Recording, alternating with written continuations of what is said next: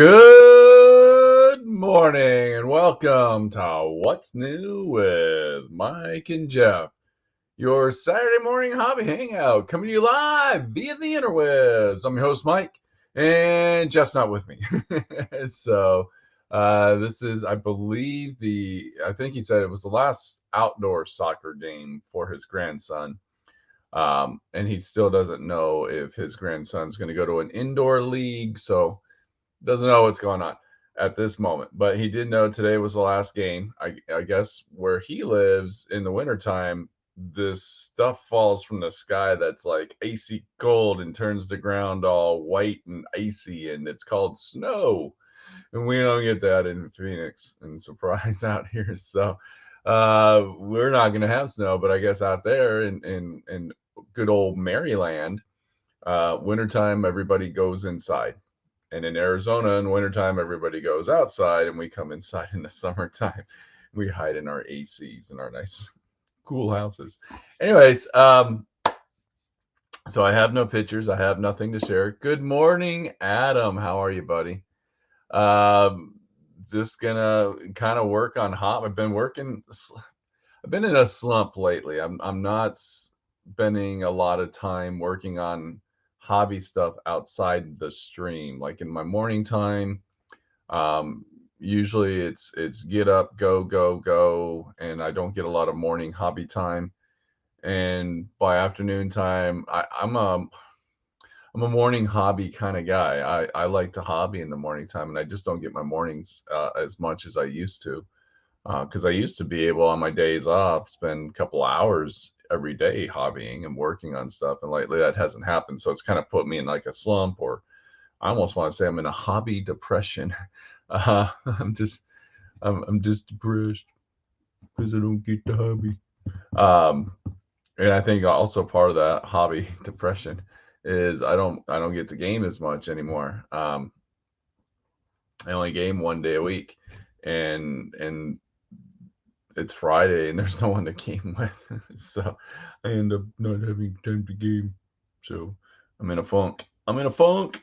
So, anyways, but I have been working on stuff. I've got the um, Separatist battle tank primed as I slowly put that back down to the ground. And this is just a massive little model kit for what it's for Star Wars Legions. Like it's an actual really cool model kit actually. Yeah, there's not a lot of like real finite detailed parts to it, but it goes together nicely and it is actually kind of a nice little model kit. I could see maybe someone in the hobby world, someone that's more into scale models and stuff, probably picking one of those up just to paint it. It's kind of neat. So it's not like a scale model neat, but it goes together nicely and it is a good little kit. So, and then I also still have my buggy or my motorcycle, my trike. I'm still kind of putzing around with that. I haven't finished it. And I've been slowly working on my 1/32 scale um, Gaslands conversion stuff. So, um, want to get me and Tim, one of my buddies, we're challenging each other to do a little bit of a build, and we both taken the Charger from Fast and the Furious, and we're kind of doing like a little build off. We've done this on Jackal Garage before, where we all build the same car and see what kind of monstrosities we can create. So he's working on his, I'm working on mine. I'm doing a lot of body work to it because I want to put these big burly wheels on the back of it. Look at those things. I want to put these on the back of it. So I need to grind out the body and do a bunch of custom metal work on the body to get that to a point where I can start putting it back together and then figure out what weapons I'm going to do. I picked up a Batman car that had a bunch of weapons on it, so I felt those were pretty scaled into the for the car itself, so I didn't have to worry about anything else. If you go to Discord, Tim has already posted photos of what he's created. And he actually used some of the Implements of Carnage weapons on his car build, and they actually scale fine. They're just smaller weapons, it's just an interesting thing. Good morning, Raymond. Got you on mute for a bit, but I'm watching. Raymond. And so Raymond's getting ready.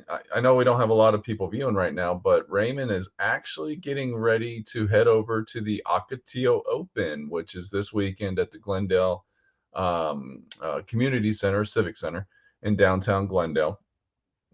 And if you go over to the Exterminatus podcast Facebook page, there's information that give you the directions and all that kind of stuff. That's in downtown Glendale, like 59th Avenue in Glendale. This is a local. Well, it's just a open tournament. I don't want to say local. It's anybody. People will come from other places, most likely, to play in it. But if you're interested, they've actually got a YouTube channel. Let me pull up this YouTube channel for you guys. Raymond sent me the information yesterday, asked me to share it on the show, which you guys know I'm more than happy to share anything on the show with anybody. It's a GT 2-day event. So it's a GT Grand Tournament 2-day event, and it's the Ocotillo Slaughter 2021. And if you so what's going to be interesting about this, I'm going to try to tune in later today, maybe this afternoon when I get home from doing all my things. But if you go to the Ocotillo Onslaught 2021 YouTube channel, they're actually going to be streaming the shows, or they're going to be streaming the gameplay. And they've got a schedule of events already posted up, because one of the things you can do on YouTube is you can pre-plan a stream on YouTube. So they got a place marker already on the YouTube channel, and it's got kind of like when all the round 1 games are going to happen: round 2, round 3, round 4, and round 5. But it's the Ocotillo Onslaught 2021. It's a YouTube channel, and what I find cool about that is you're actually going to see people that you may know, because if you're in the gaming world, you probably know some of these people, but they're locals. So it's kind of neat. One of the things that I like watching games being streamed, but because you don't know the people, you're just kind of watching a game being played. But once you know the people, like a lot of the guys that play in the tournament scene play at the OG. You got Mark, you got Raymond, you got Don. These it's Sajin, I think that's how it's pronounced, Sajin. These are guys we kind of bump into at the store. So like, if you see Raymond on stream and he's playing and you see him do some cool stuff, or something exciting happens, when you see him at the store, it's kind of neat. You kind of get to talk to him a little bit and, congratulate him on maybe a victory, or commiserate with him in a defeat, whichever one happens. You never know. So if you guys are bored today or tomorrow over the weekend, stop on. It's the Ocotillo Onslaught 2021 YouTube channel. And you can watch local gamers, or the tournament itself. I'm sure there's going to be people coming in from out of state. Raymond and Eric put together a fantastic tournament. I've seen them before. I might still be able to get over there this afternoon. We're going to be on that side of town a little bit later today, so I might just swing in if I have a chance. But it's just fun. It's just it's neat to see it, and I'm excited to see how their streaming goes. That's one of the things I've been kind of waiting to see, if somebody puts together some sort of a streaming gaming thing locally, so we can start getting some of the local games promoted. And Scorched Earth is pretty much it's Arizona's premier tournament, and that takes place in March. And this year it's going to take place at the Arizona Game Fair. Well, I should say next year. Next year it's going to take place at the Arizona Game Fair in March, which will coincide with pretty much the kicking off of the 2022 ITC circuit, the big gaming circuit that takes place, and it all wraps up. That's January. Las Vegas opens when we have the last game for the ITC season. and then they usually kick off an RT or something like that afterwards to be the first game for the season. But either way, March is kind of the big one that kind of starts off the season locally, and that's Scorched Earth. But today it's the Ocotillo Onslaught, which I think is awesome. It's at the Glendale Civic Center or Community Center. It's the big meeting area. Great place. Lots of things take place there. Easy to get to. Great parking. You know, you just park off to the side, walk on over. Wonderful venue, and they'll put on a great event. So, Raymond, have fun with that. Congrats and all that good stuff. Share some photos on the Discord if you want, if you got time. I know you're playing, you're gonna be busy.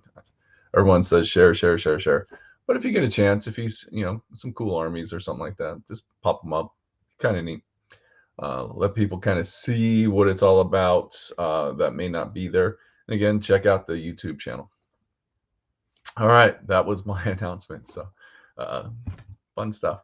Anyways, let me good luck, Raymond, from Adam. Let me kidnap everybody so I can turn on my lights and not blind everybody. You guys know how powerful my lights are. They have a tendency to be blinding. Let's see how we look here. Lines are all straight and narrow, straight and everything. So cool. All right, so this is what I'm working on. Obviously, I kept some parts off. I kept the 2 side guns off because I'll paint those black. I also kept the droid off. He doesn't show. He's real shiny, and I used a matte paint on him, which is interesting. Could be some sort of weird reaction with the plastic. I don't know. And I used 2 different primers. I used a different primer on that than I used on this. So what we got here is I never glued that down. Okay, well, we got to fix this real fast. I never glued this piece in. I thought it would snap in and be just fine, but apparently not. So let me grab some glue real fast and glue this down. Yeah. All I gotta do is some dobs of glue on these little pegs and we'll be good.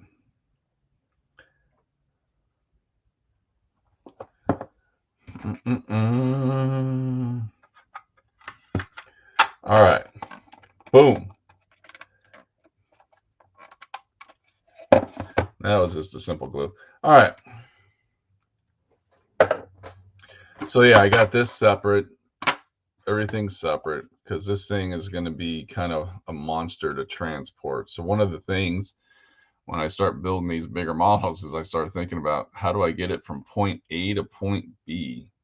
And so I'm just going to kind of keep it disassembled. Like I'll base it all up and put the base in separate, put that in separate, and find a big box to put it in because I don't know what else to do with it. How is the quality of the plastic on the Star Wars stuff? It is actually the plastic model kits. So the Separatists are all multi-part model kits. It's good quality plastic. It is what you would want. It files nicely. You can kind of sand, not a lot of mold lines, and it works. It's almost like any kind of other model kit. I don't think it's at the level of GW, but it's there. It's good. And I would recommend it. But I don't think everything is a plastic model kit because when they first started Star Wars Legions, some of the stuff was more like board game plastic. They were still multi-part where like the models would come in like little bags and you would take the arms and pop them on and stuff like that. And I didn't like that stuff. And I have some of those models and they sit in a box because I just didn't like them. So, but the Legion stuff is all hard plastic. And it's the same people that are doing the Marvel Crisis Protocol. So it's good stuff. So if you're interested, yeah, I could make these guys. I do the whole, I watched a video from Tabletop Minions, Adam's channel, and he was like, "What do you do with all those miniatures that you no longer want to play those games with?" I could see this army, the Separatists, being either a Necron army or even maybe a stretch to Tau, because Tau's kind of works. But I could easily see the Separatists being used as a Necron army. But I digress. I don't have, okay, because I haven't been able to find Venom. Oh, all right. Well, if I see Venom, I'll let you know. I know you're kind of you watched the movie. I didn't know you're a big Venom fan. Yeah, the Marvel Crisis Protocol models are really nice. I have the starter box, and I bought a couple of the first releases. I just never got into the game. It was one of those things. I thought maybe I would just, once I started painting the models, I'd get into it. But it just never happened. Just never happened for me.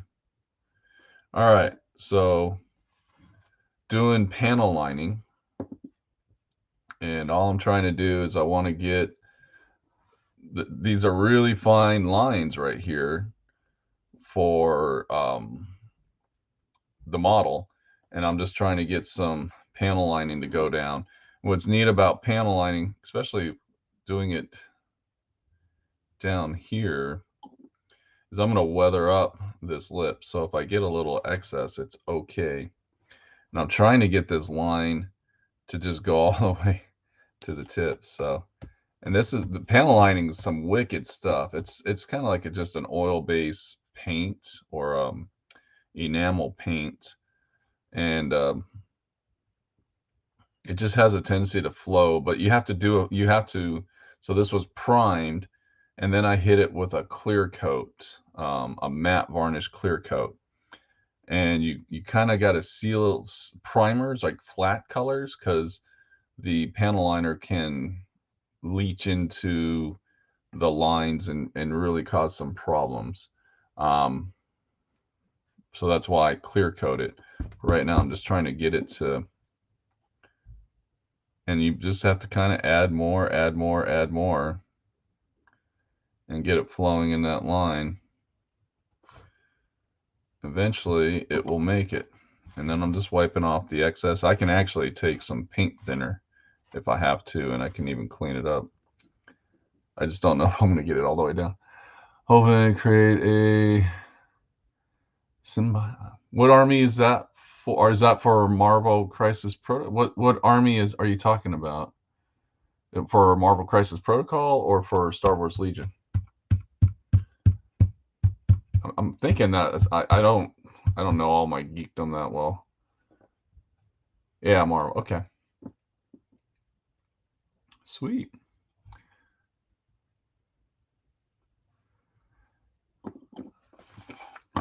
So sometimes you just have to dab it in there to finish that line, but you can kind of see, let me zoom in, kind of see how that panel liner works.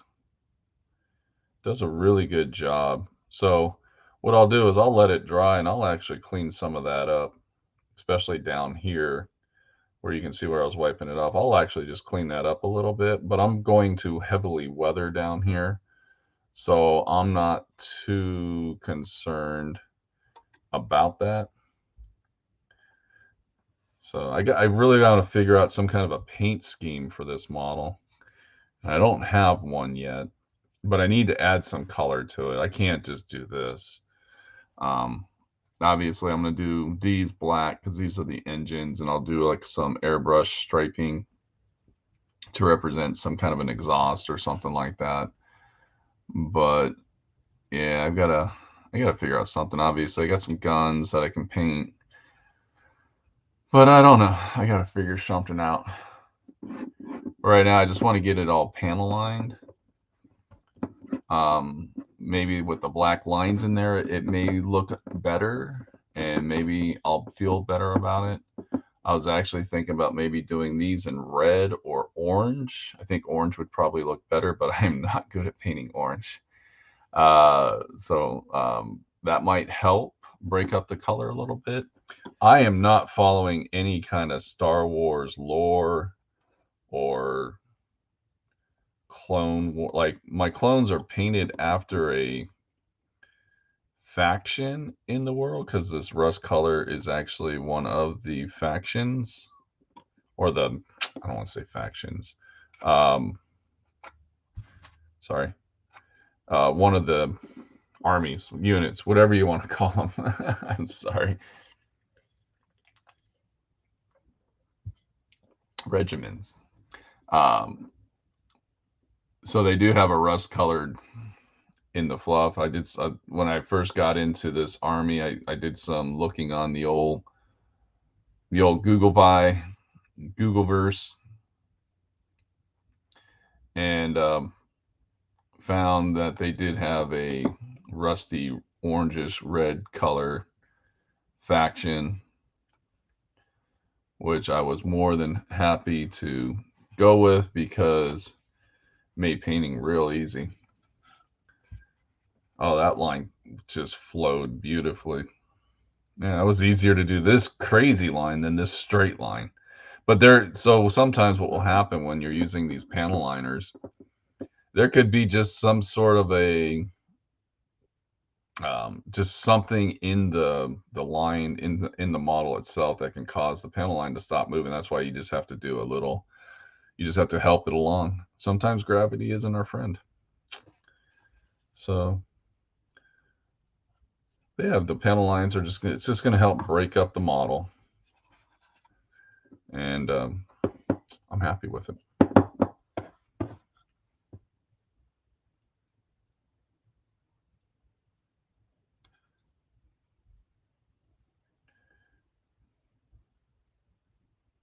You just kind of keep putting stuff on and just hope that goes through. I'm helping a little bit, angling a little bit, just to as it flows to go with the line of the model. I don't know if it helps or not, but it makes me feel like I'm doing something helpful. So, I guess that's all we can ask for.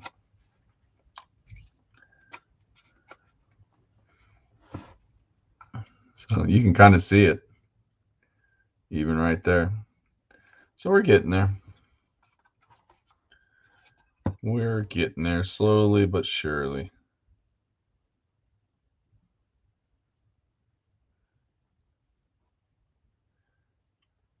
And I actually have tools now to where if I was doing something, like if I'm doing panel lining and the panel lining, like the line just isn't flowing, I bought these scrapers a while back. These are used in Gundam models for cleaning up panel lines, but I can always go through and scrape those lines if I had to, just to get it so that the panel line will flow. But I felt these were pretty good, so I didn't need to worry too much about it. So yeah, we're just kind of slowly going through it. This one's going to be a little bit different. I want to find a good starting and ending point, so that way I don't know if I need to worry about the bottom so much. Yeah, it does pretty good. And it just fills the panel line. We don't see a lot of panel lines in GW models, though. They like to do like the big, thick, like structure build type things. You don't see a lot of panel lining. I know the Tau has a lot, but when you start looking at like Space Marine tanks and stuff like that, you don't see a lot of panel lining opportunities.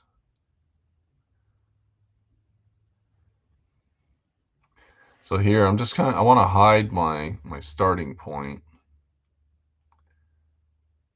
And what I'm hoping is that this kind of goes around. I'm just shaking the model, just trying to get it to move. Move.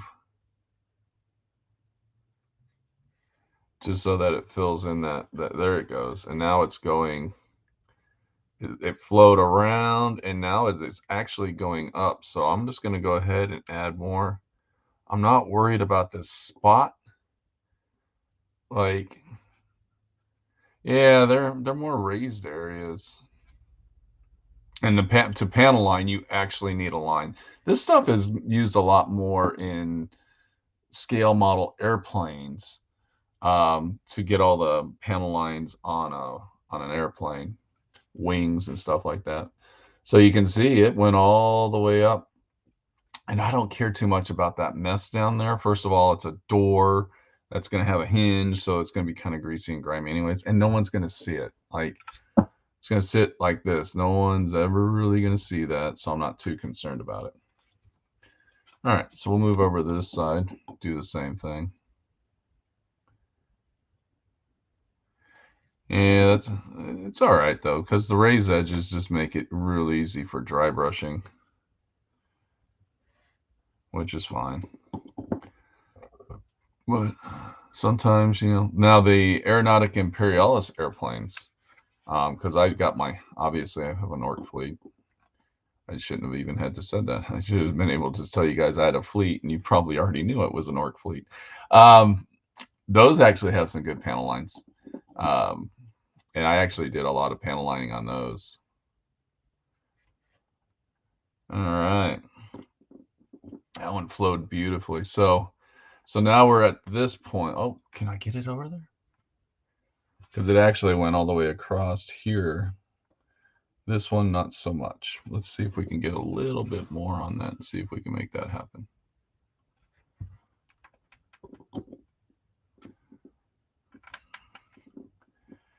Just trying to get it to flow. Yeah, it just doesn't want to take that corner. This one took the corner. So this one went all the way around, came up here, and actually went into the corner. Now I understand why it's not hitting this, because this is a separate piece. So the panel lining is probably going underneath, but this one just didn't want to hit that corner, which is fine. So what we'll do is we'll just do a little, done.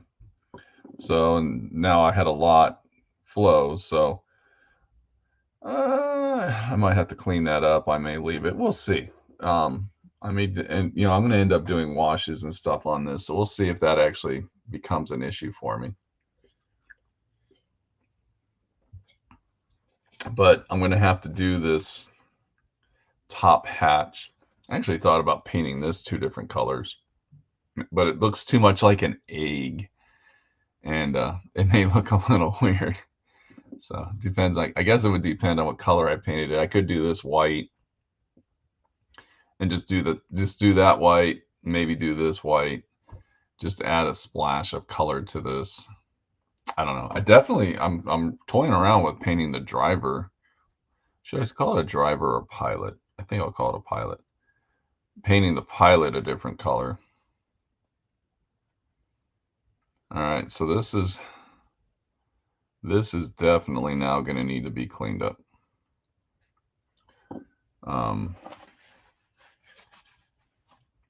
And this one doesn't want to flow. So I probably should have scraped that before doing this. So, oh well. We will make it work. The beauty is the color I painted this, it's just a rust, it's just primer. So it won't be that hard to fix. Won't be hard to fix at all. And this line, this line is just terrible. So we'll let that stuff dry, and I'll have to clean all that up. I don't want to rub that off because it could cause some problems for it. So I will have to clean that up. That didn't work well. So this is probably one of those pieces, if I would have scraped it with my scraper before priming it, it probably would have worked a lot better. Yeah. You go with the flow. All right, now we got another one back here. So this model was 2 pieces. You can see the seam line here. So careful how we hold. And then always, I'm going to just shake this up. This is all going to get painted silver or metal. Different colors and stuff like that. So here, again, not too concerned about making a mess down here, especially since the engine is there. Oh, look, that flowed beautifully. It just took right to it. So we'll get this side now.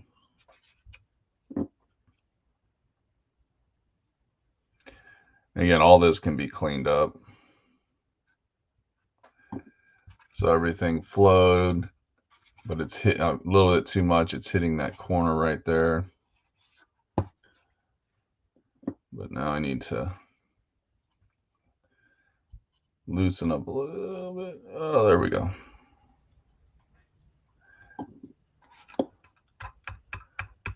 The joy of panel lining. Stimulating video, isn't it, you guys?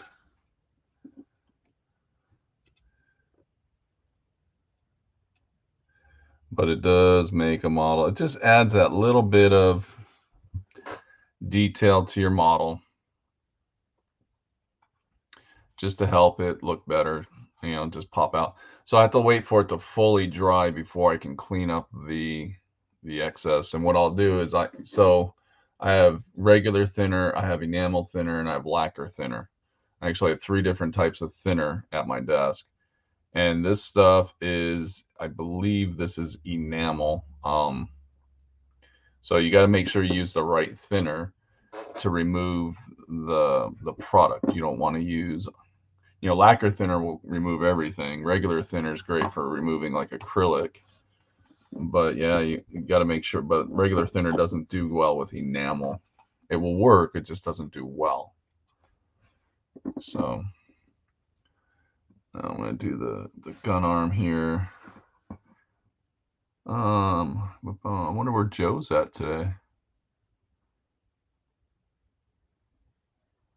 Okay, so that's not even flowing.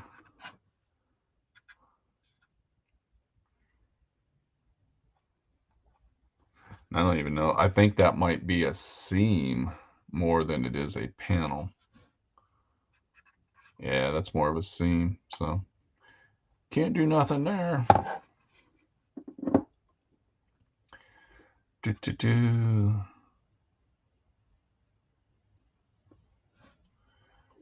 Little dab will do you. Voila. So I may just end up painting that. I don't know. Gotta do something. It's just one of those things. This is just too plain and ordinary.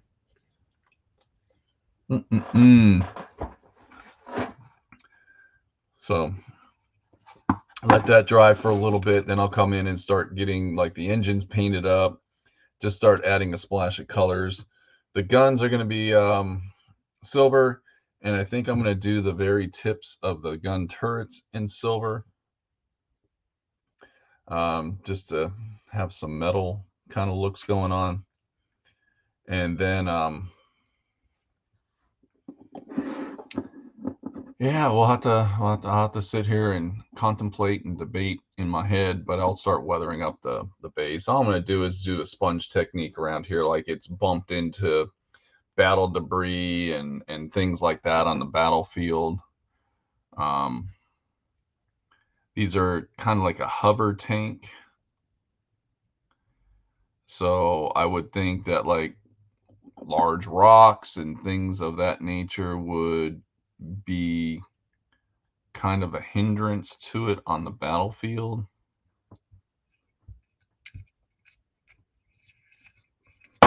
Oops, as I drop everything.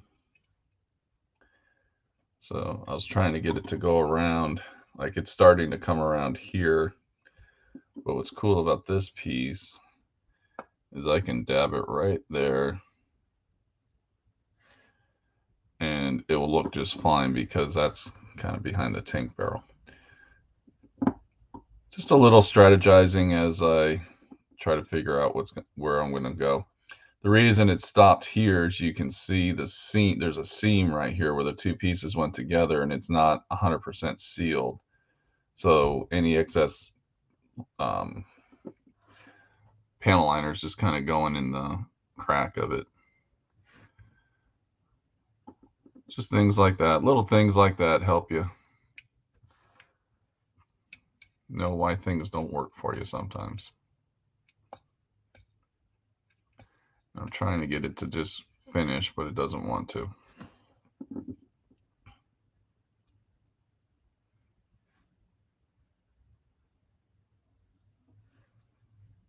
I have decided these are going to be painted like white.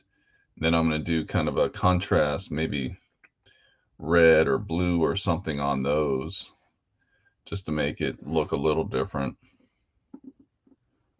So, yeah, I got plans. Hopefully you guys are all working on your Thanksgiving project.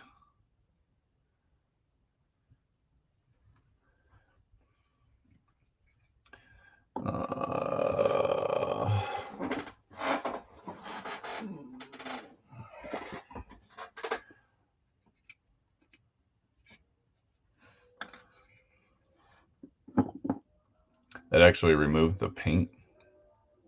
That's not good. All right, though, I'll fix it. I can fix it.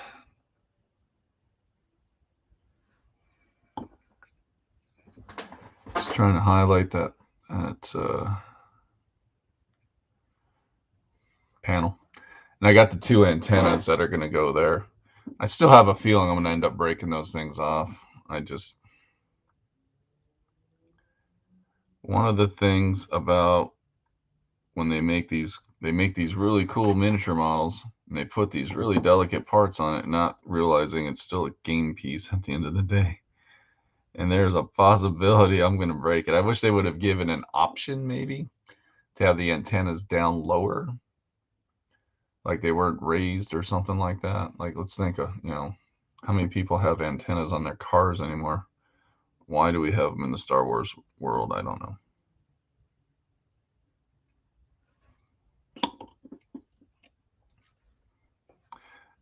Doesn't want to panel line here.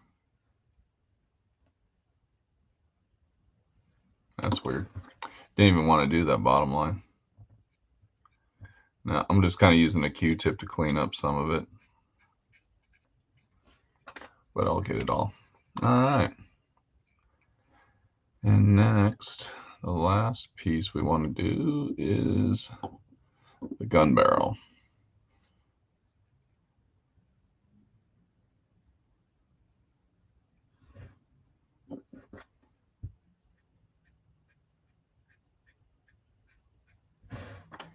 Hold on. So yeah, I'll get this stuff all cleaned up, but that's kind of what we're looking at. So a little bit of panel lining, just to kind of help the model break up all the red a little bit. This might even be cool if I just painted these black. Kept a very neutral color going on. And I don't know, maybe a splash of red right here, kind of make it look like a Black Widow. This could be the Black Widow unit. I don't know. But do this kind of like a red and then do that black. Just enough because you'll have a little bit of silver. There's going to be a lot of silver on this model too, by the way. These engines are going to be silver. That underside is going to be silver.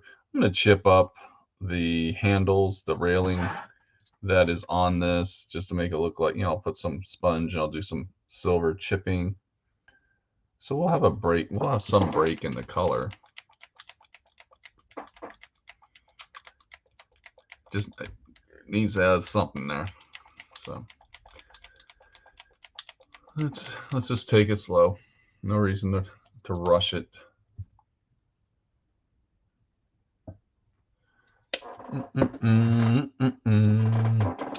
Find my paintbrush.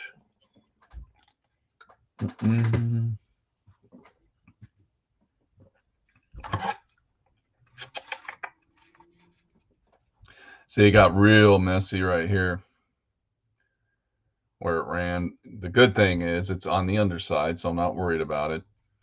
And then I'll be able to, when it's totally dry, I'll be able to take just some lacquer thinner and just wipe up all that excess.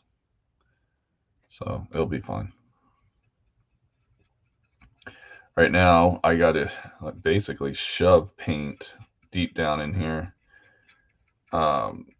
Make sure I get all this engine compartment painted because it goes down pretty far. This is pretty detailed. And I want it to look right. The tubes will probably be painted something else, but I'll start by painting everything just with this is Pro Acryl's dark silver. So it's a great base for any of your metals that you're using. It's almost like the kind of reminiscence of the P3 pig iron. They have antennas because Star Wars is set in a galaxy far, far away. Yes, so true. I never looked at it that way, Raymond. You've helped me understand the ways of Star Wars. They didn't have Bluetooth technology or cellular technology.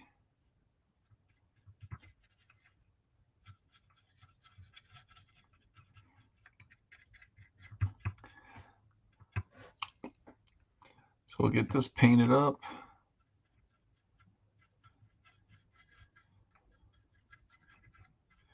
Just kind of shoving paint in there, trying to get everything. Just turn the red silver, basically, is the goal here. I'm not trying to do anything more. I'll get some washes on that, and it will be beautiful when it's done. Try not to touch where I just did all the panel lining. My neighbor is having a garage sale today, so all I'm hearing are doors opening and closing and cars pulling up. And I'm just not used to that in my quiet little neighborhood.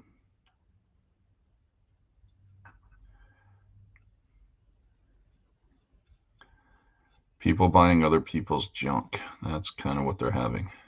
Come buy my stuff I don't want anymore.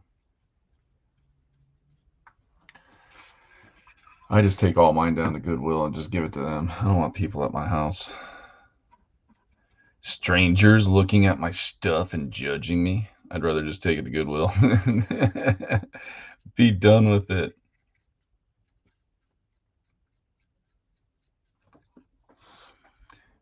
Feeling paranoid? A little bit. Like there's someone going to come in and harm me.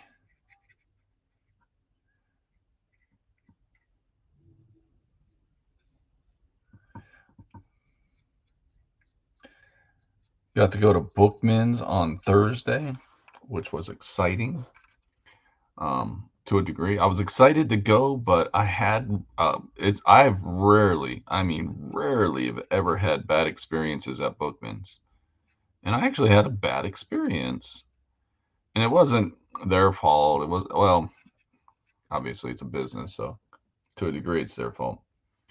We went to Bookman's in Mesa, so the one in Phoenix off of Northern. I go there all the time, and I'm kind of used to that store, and actually I don't know people there, but I see them enough and they see me enough. It's like, hey, how you doing? Type kind of conversations.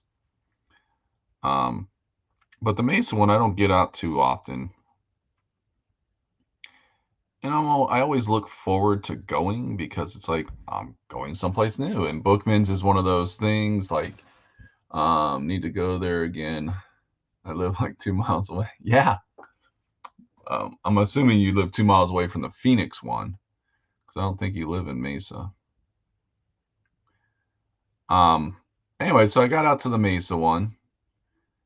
So it's about from Surprise to the Mesa location. It's probably a 45-minute drive. Well, it's, the wife and I are doing our thing. So we had some coffee in the morning and we were driving out there and well, I had to use the restroom. It's a pretty simple thing. You go in there. Well, they keep their restrooms locked now. Yeah, it's easy to forget sometimes when you don't hang out there. Because just like so many other communities, they have a vagrant population. I'm going to call them vagrants. You can call them homeless. You can call them whatever you want, but they're vagrants. They're druggies. They're scum.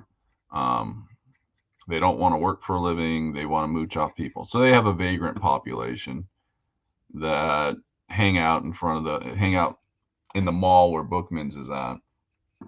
And I assume they had to start locking their restrooms because they were going in there and probably destroying them or trying to take a shower in the sink, deal with homeless on a regular basis, or vagrants. And so anyways, I lock it. So I had to find someone to unlock. Well, no one came to unlock the bathroom. Like, they called overhead for the key master to come unlock. I called it the key master, but I think they said key holder to come unlock the restrooms, and no one ever showed up.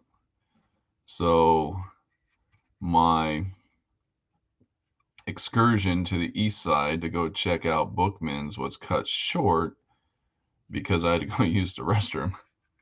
And at that point, I was just like, lost opportunity on their part. Exactly. So I was just kind of like, I gotta go. And at that, I was just like, you know what? My time was already kind of capped because my wife was at another event and I needed to get back and pick her up. And I wasn't going to go drive down the street to the QT to drive back over there to use the restroom. So I just made my trip short, cut it short. I'll be out there again someday, probably in a couple weeks. And but I did find I've been trying to collect up a lot of my old RPG games I played as a child. I'm going very nostalgic, and I did find one of these advanced D&D main rule books, Fiendish Foes, I think is the title. Too busy with the gatekeepers. Yes, that's what it was. It was too busy with the gatekeepers. So I did find it, and it was only $25, which was, it's not in great shape. It's got some coffee stain and stuff, but that's okay. It's just to look good on my shelf. I'm not playing the old advanced D&D. It's just one of those nostalgic things that I'm like, I just kind of want to have it on my shelf, to look cool, so I can be one of those cool hipsters. Go, look, I got all the old stuff. But I do refer to them because I play what's known as OSR role-playing games. And OSR are basically just rewrites of the original D&D. And so I can use a lot of the monsters, and I can actually use the adventures. Draconomicon, old 3rd edition. What is that, Raymond? I'm not familiar with that off the top of my head. I probably have seen it, but Draconomicon. Draconomicon. I can't even pronounce that.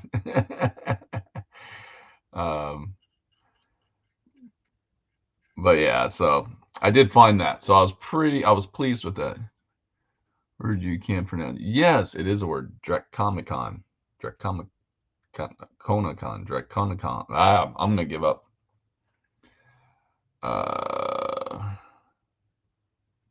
I'm probably just thinking too much about it. So I did find that. It's $25. So I bought it. That was the only thing I bought. But I'm sure if I was source book, oh, cool, a dragon source book, can't go wrong. Third edition, D&D third edition, or 3.5 as it's colorfully known as. Yeah, okay, perfect. I take it you like dragons. They got a lot of great. Fifth edition is insanely popular, and I don't. And they're talking about changing it too. They're gonna do another edition of it. For me, it's too. It's not. It doesn't work for solo play, and I play solo, so apparently it sells for a fair amount. Oh, yeah, everything kind of sells for a fair amount online these days, especially with the old D&D stuff. Um, that's why I was surprised I found that book for $25, even though it was in rough shape. $25 wasn't it was a fair price. I got me to drop $25 on something that I want isn't that big of a deal.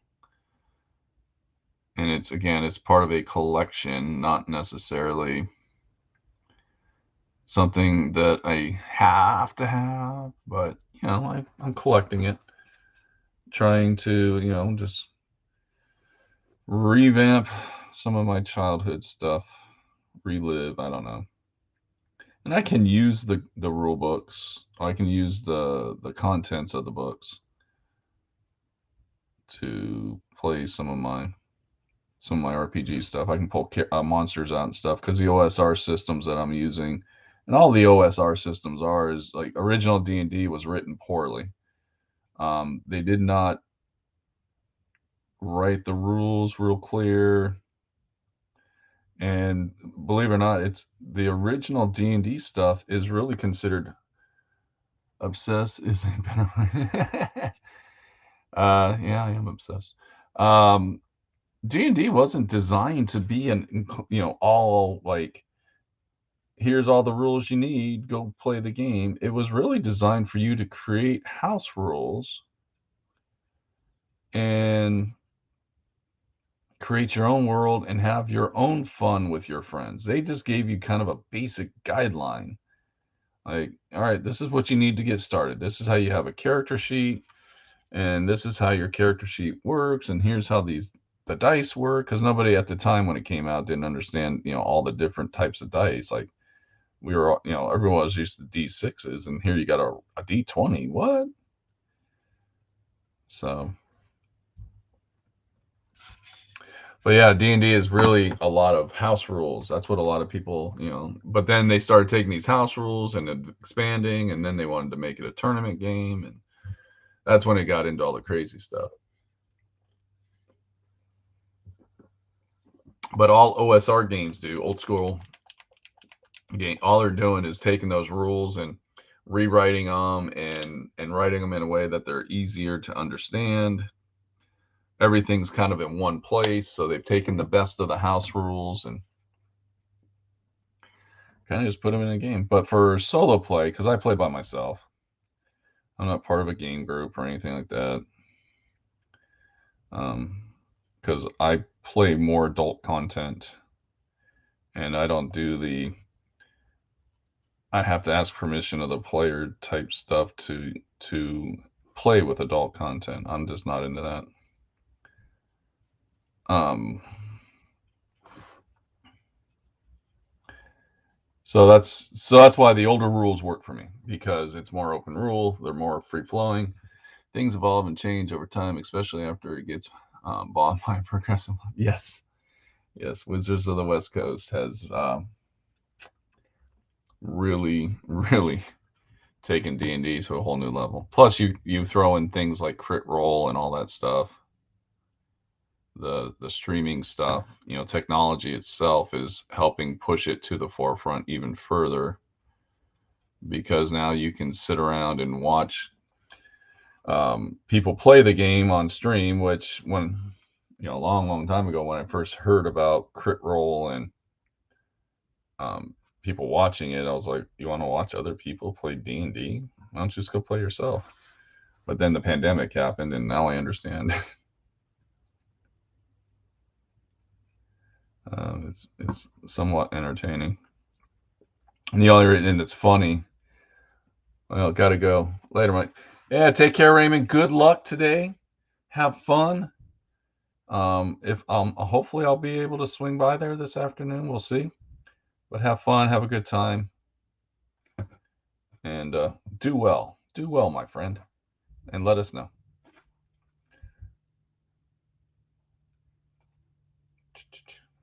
So, anyways, but yeah, D&D, the modern day D&D, it's just too crunchy. There's just too much rules, too much stuff. So it doesn't work for what I want to do. Not to say it's a bad game. It's just not the game for me.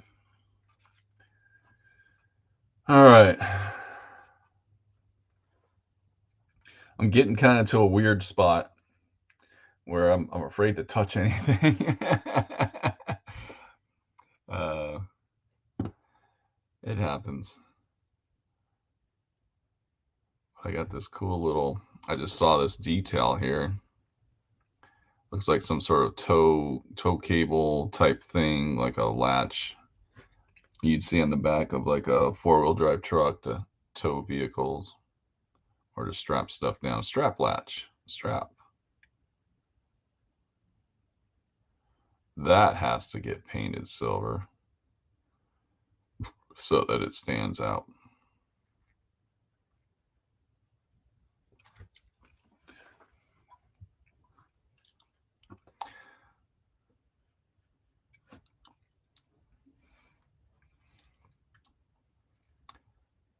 Got a little bit too much, but a little water to take that stuff right out. A lot of brush licking. Oh, I got 2 of them. So this is just going to be the starting of the paints that I want to put on it. You know, we definitely know we want some silver on the engine because we'll get this stuff washed with a black wash. And that will help. I'll probably end up washing the whole thing with a lot of black wash. Sorry, I shouldn't have been talking when I did that because now I messed it up.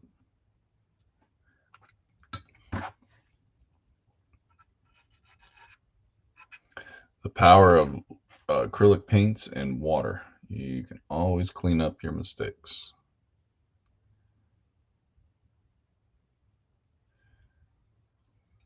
All right.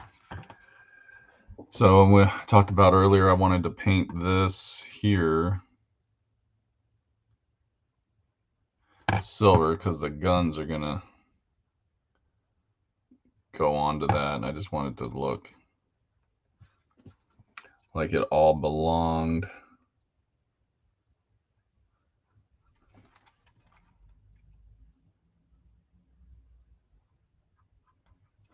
Just like that.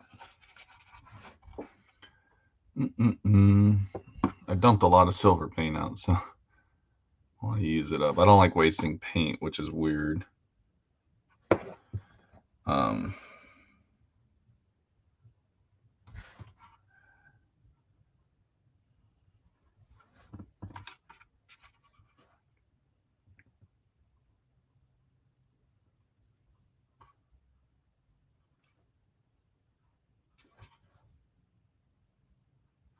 Voila. All right, so I'm at a good spot there.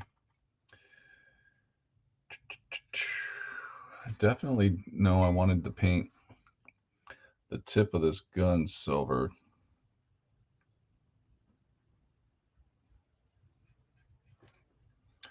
Because, you know, that's what we do. We paint the tip of guns silver. I don't even know what kind of gun this, if this is more of a laser or if it's more, it's not, I don't think it's a projectile. Like, it's not like a traditional tank. And the reason I say that is because I'm not going to drill out the barrel. I see no reason to drill out the barrel on this. because I think it's more of a laser gun. Laser face. So, and just point that up in the air. All right.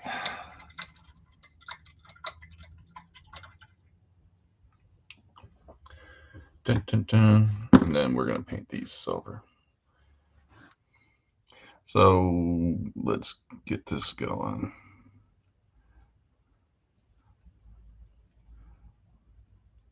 A little bit too much water in my paint. The paint is actually beating up on this. That's weird. I used Tamiya's primer on this, so it's not responding well to this paint at all. It's just beating right off of it. Interesting. Just put more on. Just got to do a couple coats. I'm just going to put on like a kind of heavy coat. It's weird. Obviously, there's something with the surface tension. There's surface tension.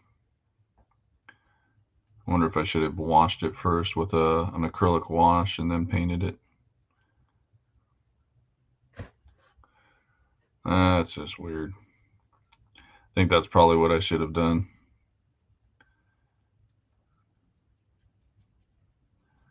But we'll get it done. We'll get her done. I just want to use up the rest of this paint that I poured out. Get out of my way.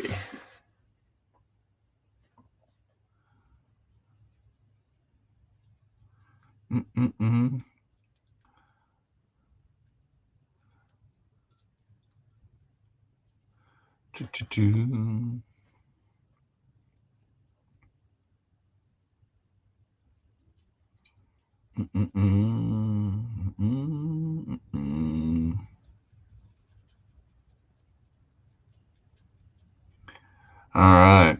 Well, it got on eventually. That is super bizarre. Don't understand what happened there. Now comes our part. I can't put it down. I'm holding it by the tip.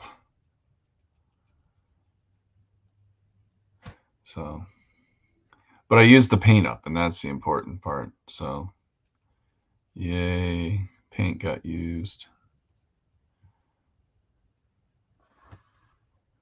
So let's do this. Can it will fit?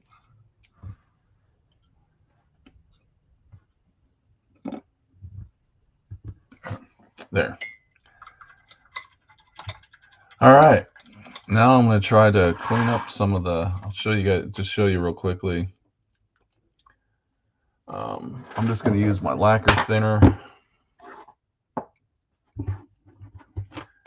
and a cotton swab. So let's see here. We'll do this live. Watch, it's going to go terribly wrong. So you can kind of see the overage that I did there. So what I'm going to do is just take a cotton swab, knock off some of the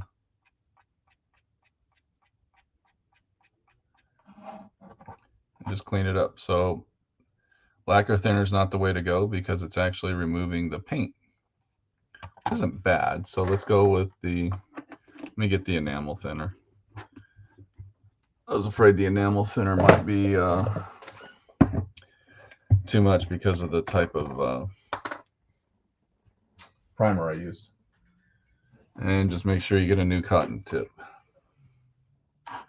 You don't want to mix your products. Much better. So I'm just using the regular thinner here.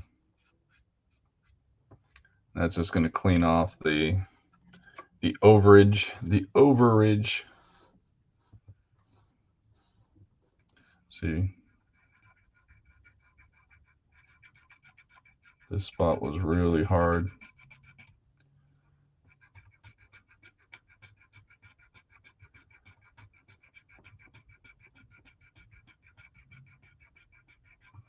Again, this spot doesn't necessarily need to be cleaned, but I'm just kind of showing you the regular thinner is not affecting the paint.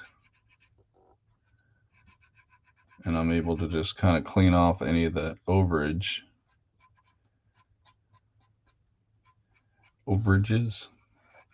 the spillage. And it's not taking my panel lining off. So I'm just cleaning it up. Trying to keep it on screen, but I'm also trying to work, so.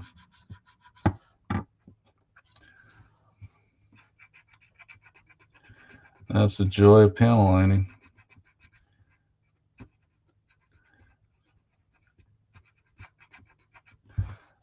So I may have to touch that up with paint because that was just a big pool of the panel liner right there. And I think it just dried too much. But like I got the corners cleaned up. I'm gonna have to change out this cotton swab because if you just use a dirty cotton swab, you're just really spreading the dirty paint around. Yeah, it's kind of come off, so you can change out cotton swabs and get a drink of some soda.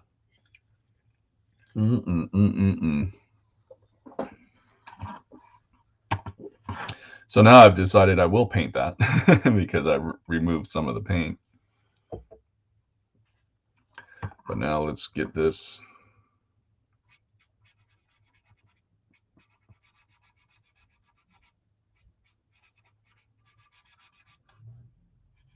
This is where I had to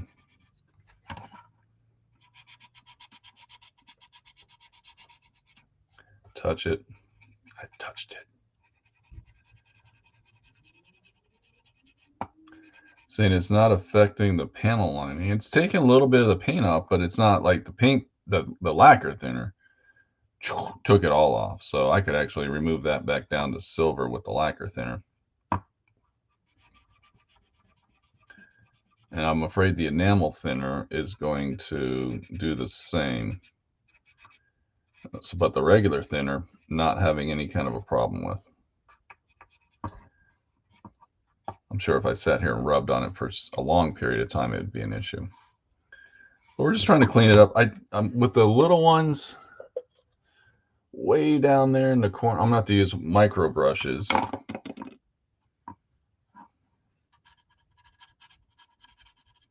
And I'm not going to be able to get it perfect.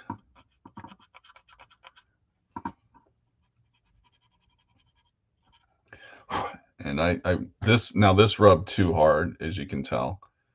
It's okay because this is just a red. It's just a burnt umber color. It's just red primer. So I'll be able to clean it up. But that pooled out pretty bad. So I wanted to clean that up.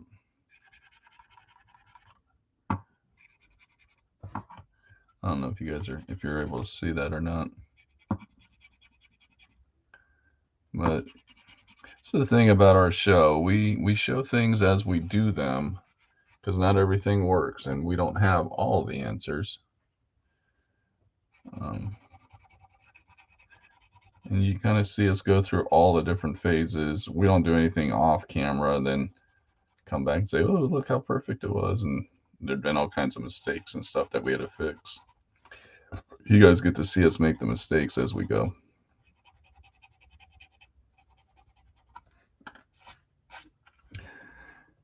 Heck, you don't have all the questions.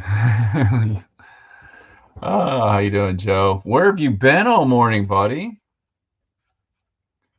Like, geez, I'm almost done here. I'm going to be cutting out pretty soon. You're just coming in with your first comment.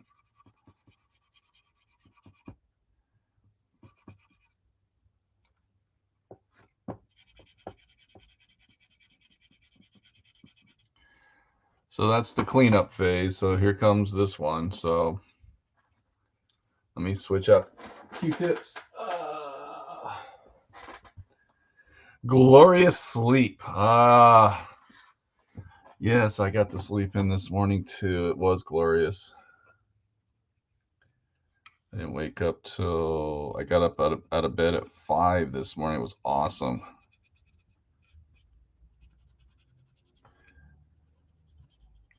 So if you're interested in doing, if you got a model with some panel lines, you know, you may want to pick. Oh, let me get on camera. Let me zoom back out. You guys have seen enough of this.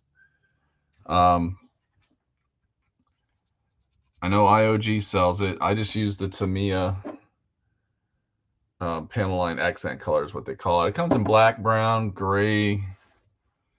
I think that's it. I wish they made other colors of it, like reds and blues and greens. Probably be really good in like Gundam model building.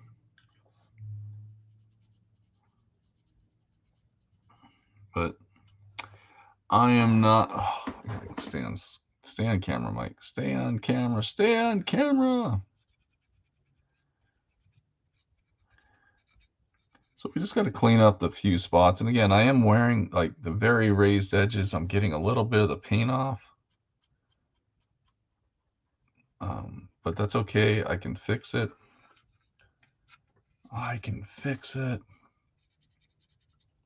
This is why you want to try to hide when you use it as best you can. So that way, if you do rub some of it off, it's easier to fix. Hide your mistakes. So that's that. So yay.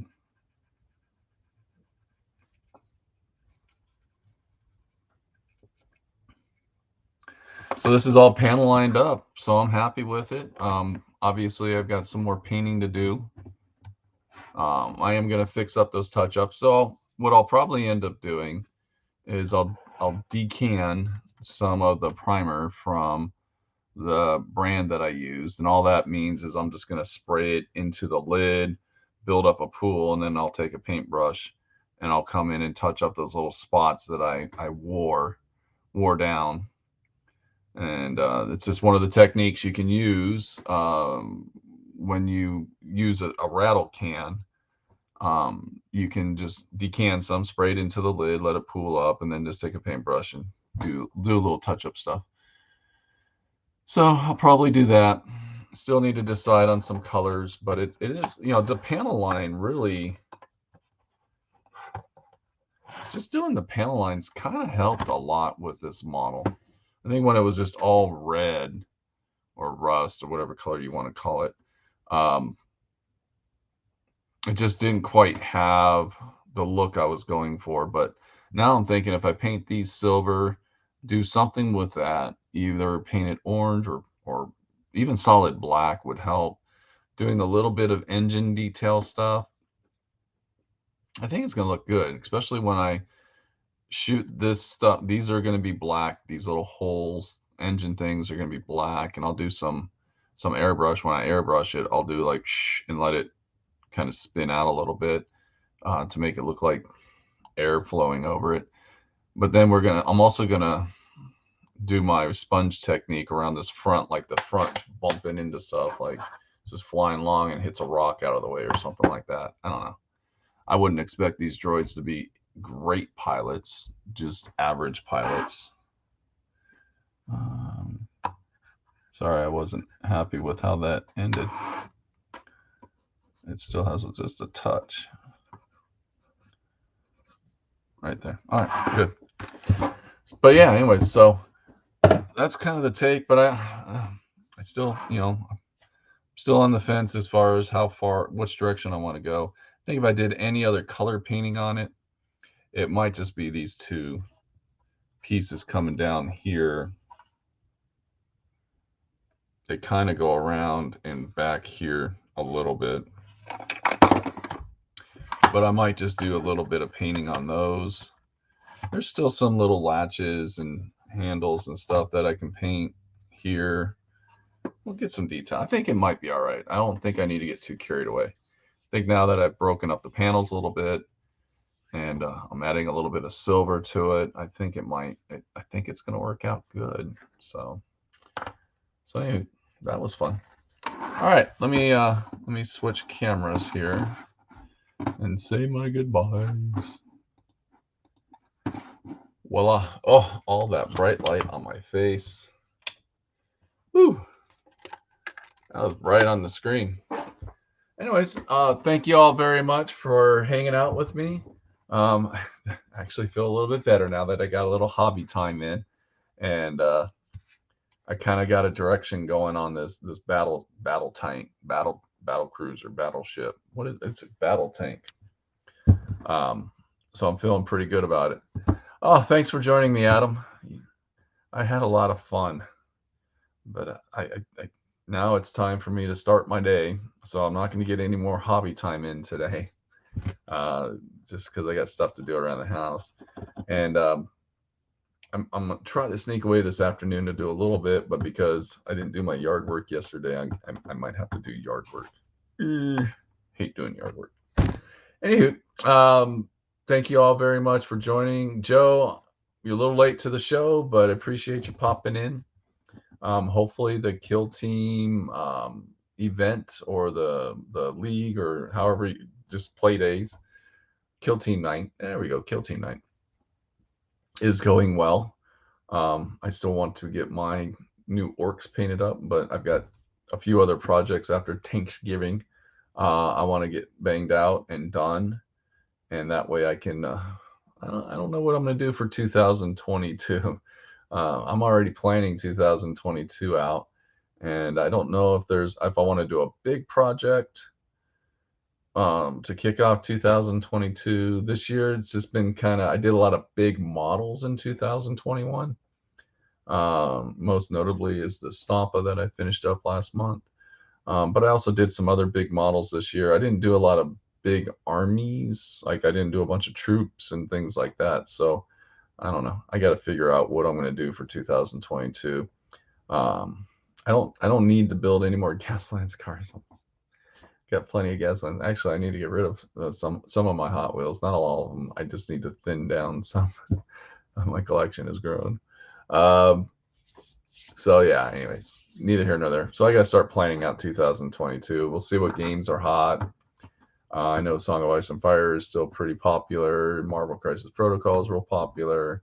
Star Wars Legions is still popular. 40K, Age of Sigmar, they're popular, but I'm not a book buying kind of guy. Feels like I'm always buying books for that game. I don't want to buy books. I got stacks and stacks of 40K and Age of Sigmar books and fantasy books, and I like games that you just buy a book and you're done. So that's why I like Gaslands. Star Wars Legion is a book. The rule book's online. You don't have to even buy it. Games like that are more up my alley because I want to spend more time with the models and the painting and the conversion and stuff like that, not buying the latest and greatest rule book so that I can play my army. Anywho, that's a different rant for another day. So thank you guys very much. You all have a wonderful, wonderful weekend. And we should be back this Wednesday for the Wolf's Den. Jess will be here, and I'm sure he'll bring us up to speed on joining on the Saturday shows. We will wait with anticipation. So, anyways, y'all take care. Have a great weekend. I'll talk to you later. Bye.